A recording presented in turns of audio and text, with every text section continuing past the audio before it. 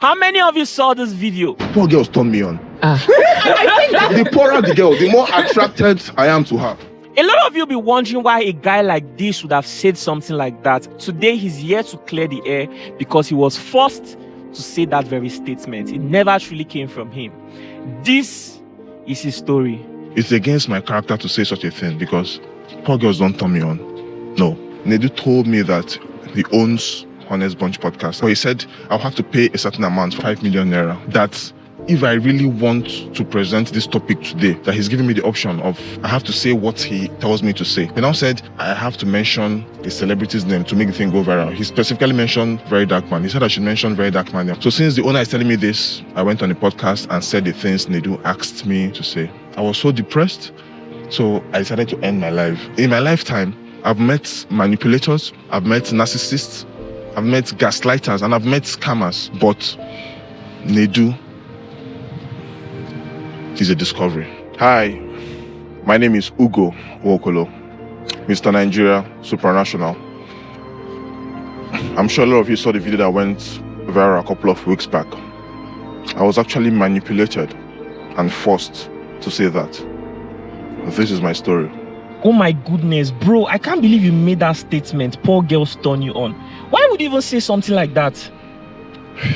Yeah. I made a statement, but I was actually forced and manipulated to make that statement.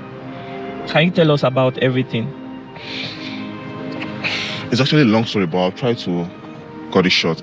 You see, I won Mr. Nigeria Supranational 2024, October, and I needed Nigerians to know about my journey because I was going to represent my dear country in Poland. So I needed Nigerians to know about my journey and everything. So I reached out to Honest Bunch podcast through Nedu. So Nedu is someone I look up to as a mentor in the industry because he has been here for a long time and he's someone I look up to, someone I admire his craft and everything. So I reached out to Nedu and was like, oh, I want to appear on the Honest Bunch podcast to discuss a topic that I think is actually valuable to Nigerians. So what Nedu responded to me is that, okay, first of all, he said, I'll have to pay a certain amount for me to appear on this podcast. I was like, okay, how much? He said 5 million naira. Nedu told me that he owns Honest Bunch podcast and he has to settle his staff from that amount. I said, okay, no problem. I had to do it. So I sent Nedu 5 million naira. And so after I sent him the money, he was like, okay, what's your topic? And I went ahead and told him that, okay, my topic is eradicating classism and advocating, fostering an egalitarian society. So I'm going to quote Nedu verbatim. What he said to me is that, Mr. Nigeria, this thing where they talk in a big grammar, Nigerians are dumb. They don't like people that sound intelligent. You're not Peter Obi. For your message to fly, you have to sound dumb. You don't have to bring all those big grammar because it's not going to fly. That's what Nedu told me. I was like, okay. And you are new to media. Yeah, so I'm new to media. So yeah, and he's someone I respect so much. So of course. So I felt that every counsel and advice from him is gold, and so I need to take it. Yeah, you need to. So I just said, okay, since Nedu can say this to me, because I didn't think he had any ulterior motive, on any surreptitious move or anything. So I took it hook, line, and sinker because I'm someone that is very credulous. I tend to believe people a lot because of my good heart. Because I believe that people should not do bad to me because I cannot nurse anything evil to someone. So Nedu now said to me that I have to sound dumb to appeal to Nigerians. A day before the podcast, Nedu told me that there's a development. Someone else is coming to make the conversation interesting. I was like, but that's not our agreement now. I mean, this is something you paid for, exactly, right? For yourself. I paid to promote myself. So why are you bringing someone else? Nedu now said, oh, there's no problem now. It's going to make it interesting. Don't worry. And I said, no. 5 million is not something that people pluck from tree now. Exactly. It's my hard-earned money. So why are you reneging on our agreement? So after a lot of back and forth, Nedu now finally agreed to refund me 2 million from the 5 million so that I can appear with someone else on the program. So he said he's going to refund me the money after I make the appearance. So the day came, the day of the podcast. I said to Nedu, I would like to see you for briefing. Let me know what I'm going to say and everything. Because I already had what I was going to say, but I just needed to know. I just needed to get some briefing. So Nedu first time? Yeah, it's my first time actually. So Nedu now met me and said, yeah, it's a good thing because he was actually talking to his co-host and they've dissected the topic and they think it's not something that's going to go viral. That if I really want to present this topic today, that he's giving me the option of I have to say what he tells me to say. I was like, no, now I have my topic already. Why will you tell me what to say? He said no, that this is the way it works, that he has to tell me what to say.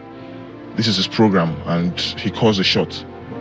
I was speechless. I was dumbfounded. I was like, bro, this is not what to discuss. He now said, number one, he's going to tell me what to say, and I have to mention a celebrity's name to make the thing go viral. He specifically mentioned Very Dark Man. He said I should mention Very Dark Man name. I was like, Very Dark Man doesn't have anything to do with my topic, because my topic is about rich men getting married to broke girls, or girls who they are in a better financial position than. But he now said I should say something like, poor girls turn me on. The poorer the girl, the more attracted I am to her. And I said, no, I'm not going to say that. That is not my topic. If you insist I have to say this, then I think I have to back off. I'll just take my money and leave. He now said that he's sorry that he can't refund, because the money has been distributed to his workers. That the only thing that he can do is I should go back and come back on a later date when I'm interested or when I'm ready. I said, but I'm ready now. You're giving me a new topic and everything. He now said that's how he's done, that I have to accept this or go back and come back. So I had to think about the money I've spent, and coming back is going to cost me more money. So. And you had to fly from Abuja to Lagos? I had to fly from Abuja to Lagos for the interview, yeah. So I just said, okay, since we're here already, let's just do it. Since Nedu is the owner, because he told me he's the owner of the Honest Bunch podcast. So since the owner is telling me this, I'm a newbie in the industry. So I foolishly agreed to that. And that is what put me in the mess that I am today. So I went on the podcast and said the things Nedu asked me, manipulated me to say. But I'll still say this. I take responsibility. I'm not trying to blame anybody. I'm just trying to tell Nigerians what actually happened and what prompted me to make that statement. The thing is, it's against my character to say such a thing, because poor girls don't turn me on. No. Nedu forced and manipulated me to say that. I deserve all the insult I've gotten so far because I was the one that said it, but I just need Nigerians to know what actually transpired. I've been seeing a lot of repulsive, egregious comments saying, oh, some people said I manipulate women, that is why I'm looking for a poor girl to control and all of that. I'm a ritualist, I'm looking for a poor girl to use. A lot of comments that is against my character, against my person. That is not who I am. I'm so sorry. So how I was just a victim of manipulation. So this is not who I am. Poor girls don't turn me on. I'm sorry that this happened, and that is why I'm here to clear the air. In my lifetime, I've met manipulators, I've met narcissists, I've met gaslighters, and I've met scammers, but Nedu is a discovery. Yeah. Because before I went for the podcast, he told me something. He said, even Cyberbud, he said he was the one that made Cyberbud say what she said, and now she has gone viral. She's popular. That I should just listen to him, I should believe him, I should trust him. That's what he told me. He said if he can make Cyberbud who she is, that who am I? That I should not worry. I should trust him and do what he asked me to do. So that is how I found myself in this mess. That has deeply affected me in all ramifications. I was even surprised to hear that he asked you to mention this very dark man's name. Why? Nedu is someone that is passionately obsessed about getting views in any way he deems fit. At the detriment, he just want to get views, he wants to get a viral moment at the detriment of the guest. You know, social media has changed, especially in the Nigerian space. It has become so toxic. You see a lot of nonchalant people occupying very relevant position on the Nigerian social media space. And to a lot of people, going viral could be anything. Do you understand? It could be calling out somebody that is an elderly person. It could be insulting innocent people. It could just be coming out to attack people that did not even do anything to you. Do you understand me? So that is maybe his own idea of going viral. But the truth is, I'm actually a different person. I'm not a cloud chaser. The major reason why you wanted publicity for yourself. Because of my international pageant. You're now Mr. Nigeria. You wanted Nigerians to start paying attention to you as you make progress along the way. So what you wanted was a space where you could have an interview section to express your opinion. Do you understand? To push that narrative of an equal society. That was the topic. Yes, an equal society, basically. Where maybe somebody who is doing well can actually embrace somebody who is not so doing well. Yeah. Right? That was the narrative you wanted to push. But unfortunately, that was not what you got. So from my perspective, I think that the person he met The person's idea about going viral is entirely different from the rest of us. So like I said, going viral for some people could just mean getting the opportunity to call out somebody entirely innocent. And the truth is that social media goes a long way to actually affect people's life. Can you tell us how that statement affected your life?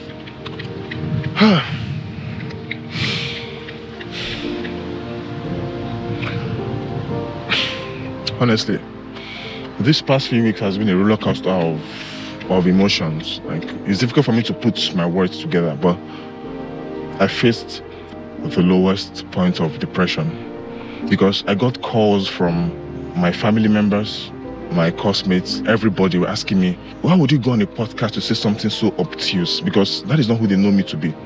But whenever they ask me that kind of question, like, what happened? Why did you say that? I can't just bring myself to start telling them that I was manipulated because they think I'm smart. So it took a heavy toll on my mental health. When I went through the comment section, I saw the heinous, egregious comments, which was totally opposite from what I was expecting. Nedu was just laughing over the phone. He said, I should not worry, that's how the internet works. That the upper week when a new episode is aired, people will forget my topic and talk about the new one, that I should not worry. That's what he told me. I was like, okay, please, can you take it down? This is not what I want. As I was talking, he just ended the call on me. Like, I felt that was the lowest point of my life. I was so depressed, so I decided to end my life. I already wrote down a suicidal note. Jesus Christ, are you serious? Yeah. 25th of January? Yes. I decided to end my life because I said to myself that now that my career has ended before it started, the best thing is just take my life and everything. So I already decided to end my life. But I don't know what just happened. I saw myself on NSPPD prayer group, and I listened to Pastor Jerry's message, and it made me have a change of heart. After I said that prayer, somebody will say, if lucky post your own don't finish. Bro, I'm so sorry. Let me even say that because I follow your program and I don't agree with those people that say that, because I've seen how your platform has elevated people's lives. Change lives. Yes, I've seen that personally. I'm a big fan of your platform. I've seen how but you know, this kind of things, you must have naysayers. You must have people who... Of course, it's part of the journey. Part of the journey, exactly. Yeah, there's absolutely no one that is great today that did not experience things like this. To me, I just feel like it's a coordinated attack. Manipulators, the scammers, the narcissists, they don't look out for dumb people. They look out for people with good hearts. Exactly. Yeah, so they scam. And you trusted that guy? I trusted him because he was someone I looked up to. Yeah, I understand what it feels like, right? He's someone I looked up to. I never believed that he would do something like that to me. Exactly. So this is something that happens everywhere. You see a young pastor who is looking up to one other big pastor that he thinks is going to help him, guide him. Do you understand? At the end of the day, you discover that you made a very terrible decision going to this person. The truth is, I don't entirely know this person. I've also had my own fair share with this person. This person brought somebody else that was antagonizing my platform to his show, to even give that person more opportunity to even do it in the way that he did not even do it before. And I can't say that such kind of a person is truly a good person. This is somebody that is clocking almost 50. Do you understand? So to even see Nigerians supporting this kind of person, to even see some other celebrities saying that you know, they are standing by him, it tells the kind of people those people actually are. You know, being an online air personality, I mean, handling, you know, hosting shows and all of those things, you have to always try to make it interesting for the public, right? Sometimes carry your humanity along. It is very important. Every day on my phone, see some of the prominent pastors you guys look up to. In my DM, I have so many cases against these people. In fact, some of your favorite celebrities, I have so many cases against these people. But you know what we try to do? There are many times people will come to our show, and when we are just about filming, I'll tell the camera people, I say, please hold. I don't think we should film this person anymore. We have to consider this person's future. The information you're about to give to us right now, we have to think about your future, because we don't think this is important. We've done this many times. Because sometimes everything is not just about posting, putting it out there in public. So, sir, I'm sorry you had to experience life this way. I'm sure this should teach you. And I hope that this video goes a long way to also help clear your name. And I also encourage you to please do not stop with your idea, the idea of you going out to, you know, host interviews, to push your ideas. Do you understand me? Don't stop it. As long as you don't stop it, people will then be able to see you for who you truly are. Do you understand? If truly you do not represent clout and you truly want to use social media to educate people, to push positive, educational, mind-challenging narratives, don't stop. Even after now, prepare for your next interview. Maybe not just with my platform, with every platform available. This should challenge you to use social media for positive change, for development. Do you understand me? So that is my best advice for you. Yeah, thank you so much. Personally, I'm not a clout chaser. I don't like clout. Like I said to you, the major reason why I contacted Nedu was just to tell my story and use so Nigerians will pay attention to you and see your progress and support you. I'm representing Nigeria in Poland in a few months' time, so I need Nigerians to know about my progress and everything. Yeah. But Nedu saw me as a pawn to generate YouTube money at the detriment of my life, my career that has never started, and my health. Yeah. Well, okay, let's talk about the message. When I went to the Honest Ones podcast, what was my message? Rich people should stop marrying their fellow rich persons. They should marry someone of lower financial capacity than they are, so that it will foster an egalitarian society. What is an egalitarian society? Egalitarian society is a society where we have level playing field, where people are equal. Yes, where we have equality. It's going to help our economy. It's going to help a lot of things. It's going to better our country. Everyone is of the same class. Yes. So it's going to eradicate classism and all of that. Yeah. Because I said to even on that podcast, I said something. I said I'm worried about the future because there's going to be a pandemic of unmarried women. Why did I say that? Because most of our youth, most of our young men are struggling. They are looking for means to an end. They're looking for ways to put food on their table, ways to pay house rent. Most people are not thinking of marriage because the economy is not funny. So that is why I came on that podcast to say, rich people, if you're well-to-do, please don't go settle for someone who is also well-to-do like you. Consider settling for someone of lower financial status than you are, at least to better our society. That was my message. But Nedu had to twist it. The way he edited it, he transformed everything to just generate traffic for him. So I'll use as a pawn to generate traffic. If you go to the comments on YouTube, you see positive comments, people that understood my message. But if you go all over the blogs, you see all sort of insults. People maligning my image, saying all sort of derogatory things about me. First of all, I don't blame them. Yeah, it's not their fault because it was the video they saw. But I need to correct this impression. That is not my character. Poor girls don't turn me on. I can never subjugate women. I can never be condescending towards poor girls. No, that is not the kind of person I am. My message was for rich men to start considering getting married to someone of lower financial status. If somebody searches your name on Google, they'll say, Mr. Nigeria, the guy that say poor girls turn him on. So, coming for this very interview right now is just one step to clearing your name, but then there are still further steps you need to take. Like I said, you need to make even more videos. You need to push that narrative you're trying to educate people about. You don't need to stop here. Push it as far as you can. And I'm hoping to see more meaningful podcasts where they share, meaningful and educative